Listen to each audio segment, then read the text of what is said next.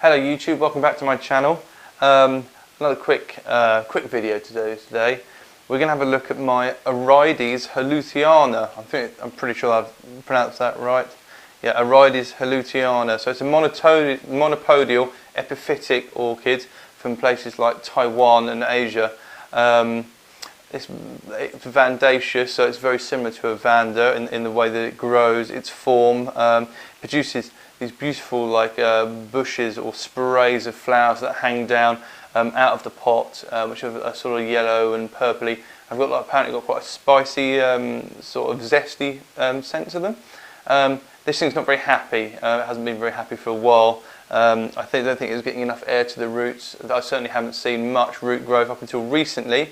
I think that's as a result of the raised humidity in the greenhouse. So what we're going to do is we're going to unpot it and have a look and see what's actually going on down in there. Because like I say, it's been in this pot for probably a year, just with some moss, which seems, I think it's a bit too damp in here. I've lined the basket with coconut husk just to stop the bits from falling out. It's only loosely in there. I'm just trying to get as much air going through the media as possible. So I'll take the tripod down, I'll move you guys, I'll get some gear set up and we'll unpop this together and see what's going on inside. Okay, so here's the plant in question. As you can see, it's monopodial, meaning it sort of forms from a fan, sort of a singular stem with a fan of leaves. Some of the roots emerge from between the leaf axials and they're covered in typical silvery sort of velamen.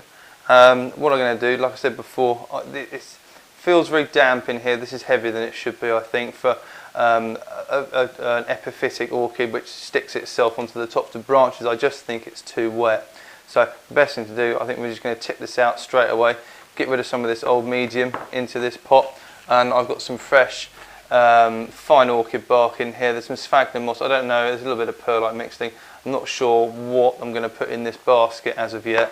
It's supposed to be quite a vigorous orchid. It hasn't been that for me. It's also supposed to like quite high light intensities, which I haven't found that to be true. I gave it light or bright conditions for this one. It went very red very quickly, and it's supposed to be a real lush green colour, so that sort of alarmed me. I backed the light off, and it's been like that as such. I can smell this potting, this media in here smells sour already. It doesn't smell very unpleasant. So without further ado, I'm just going to hoik the plant out of this pot. Now, I'll keep it in these basket type pots purely because we want to keep as much air moving in there as possible. Well, that's the theory anyway. It's a vandaceous orchid, so it's going to be very similar to a vanda in its culture.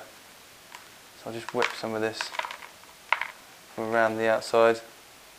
There was some perlite in here as well. It's not been very happy. There's the old potato husk. It's quite, not potato husk, coconut husk. It's quite useful for lining these slatted baskets.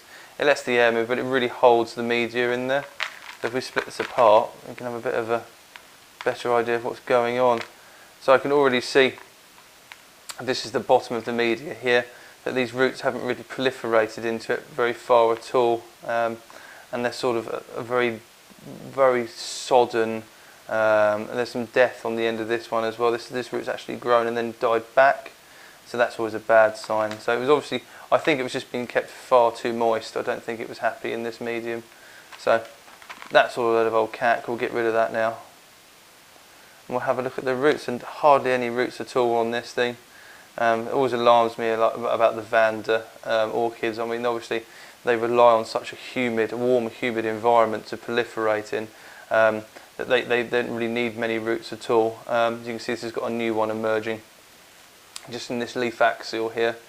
But apart from that, very few roots at all. I'm just going to be very careful. These are very, very... oh, there's another new root appearing there, and another one there.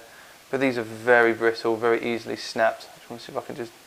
I don't even know if I'm going to be there. Oh, it just came away. Pick apart the old bits of media, clean these roots out. I don't want any of this crap going in. I don't want any of this rubbish going in with the new stuff, really. So yeah, there we go. Not much roots for, well, it's only a very small plant, but obviously not very happy. It's been in there about a year, and it just hasn't grown. So we'll get that looks sour, so we'll get rid of that out of there. And this is what we're left with. So, far from being lush and green, it's slightly red, a bit speckled on the leaves as well. Just doesn't look entirely happy. So, get the new basket, get the basket, the old basket back. So we've got plenty of holes in here, plenty of air movement. I've retained the coconut husk because it's just going to be excellent for lining this pot. So I want to keep that. I want to use it again. So just pop that in there. Unfortunately, the orchid does look a bit lost in here because it's a really big pot and not a very big orchid. What I'm going to do is I've got a smaller one of these. I'm going to go and get my smaller one, and then I'll come back and we'll pop it up into that one. Okay, so here's the old pot. Here's the new pot. I think this is a lot bit more practical, really, in all honesty. It's going to fit in there a lot better than it was in this big thing. It just looks a bit lost, really. You lose a sense of scale by over potting an orchid like this. And it's going to take up a bit less room. We can use that for something else. I've got a stand up here which needs repotting, which we might put in there a bit later on. So I'm still going to use a little bit of this the coconut fibre. Pop that down